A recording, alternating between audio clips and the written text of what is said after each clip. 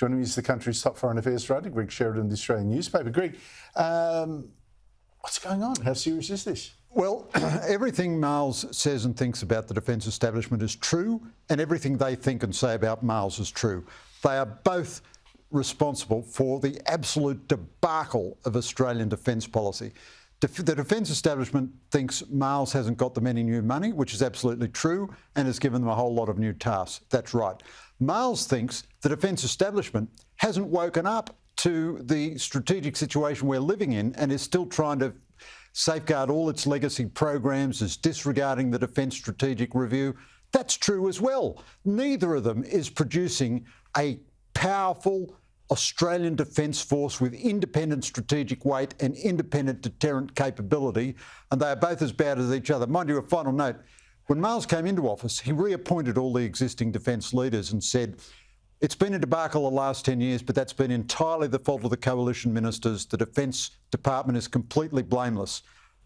Nearly 2 years into the Albanese government, his line is the exact reverse. It's entirely the fault of the defence establishment, and the government is blameless. What a difference being in office makes. The way you put it, though, if I had to choose, it'd probably be more on Miles' side of that argument. But still, what a shame that he's got no weight in cabinet and can't get money, because, boy, do we need a little boost there. Next week is the next step in this process. Yet another review being handed to the government, this time in our Navy, essentially. It's been done by a retired American admiral. What do you expect from it? Well, I expect nothing in the next 10 years. I expect grandiloquent language. So Miles is completely culpable himself. I don't think he gets any virtue in this argument with the Defence Department, because he's given no leadership, absolutely no leadership. The government has had this review since last September. So remember, the Defence Strategic Review was meant to be short and sharp, down and dirty, quick. We're not going to do a white paper because it takes so long. Then out of that, we got 15 new reviews, one of which was this Surface Fleet Review. That was going to be down and dirty, quick, before Geelong won the grand final. Remember all that? They did give it to him before the AFL grand final, and he sat on it and done nothing. Now, I think we're going to confirm the continuation of the Hunter frigates, which are frigates that weigh 10,000 tonnes, whereas our destroyers weigh 7,000 tonnes. We've put our own radar, our own combat system on them. So they're overweight, undermanned. They only have 32 vertical launch cells compared to modern destroyers, which have 96, which means they can't carry the missiles to defend themselves or hurt an enemy. We're not going to scrap that. We're not going to do anything in the next 10 years. We'll fiddle around with the offshore patrol vessels.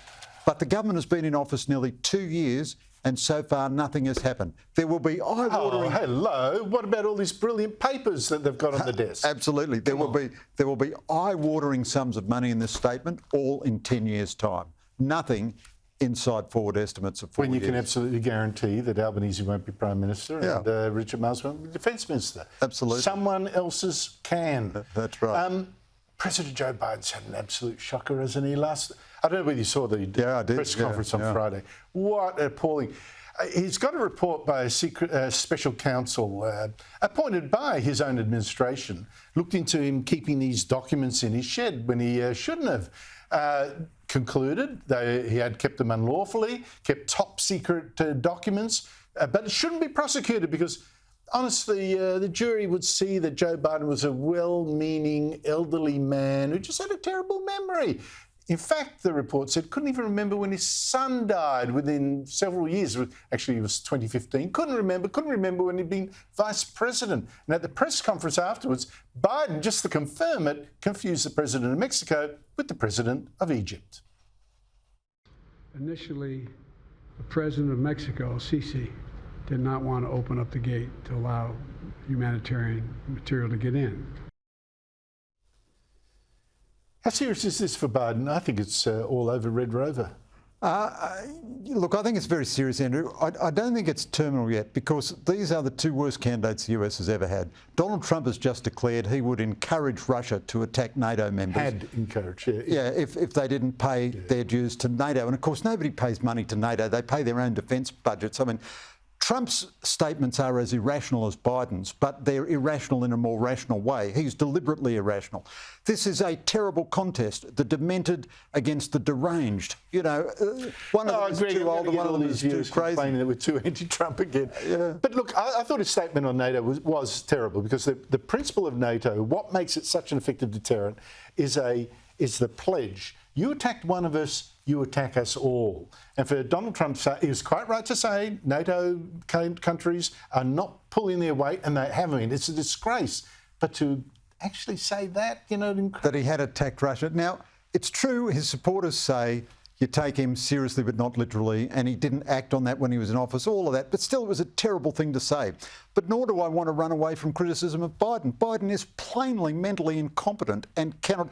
Mind you, in many respects, Biden is the best of the Democrats, because he remembers politics from the 1980s when it was better than now, and he wasn't educated at Harvard, so he doesn't favour Islamist terrorists over a liberal democracy. You know, but what a world we're in. And the final point, but the most important one I'd make, Andrew, in this world where we've got presidential candidates like that, Congress holding up $60 billion of aid to Ukraine and Israel, wouldn't you think an Australian government would want to make sure we had as much independent deterrent capability as we could possibly have? Without a doubt. In fact, I'll raise this a cracker later in the year, because Britain's defence troubles seem to be almost as bad. Greg Sheridan, thank you so much indeed for your time. Thanks, Andrew.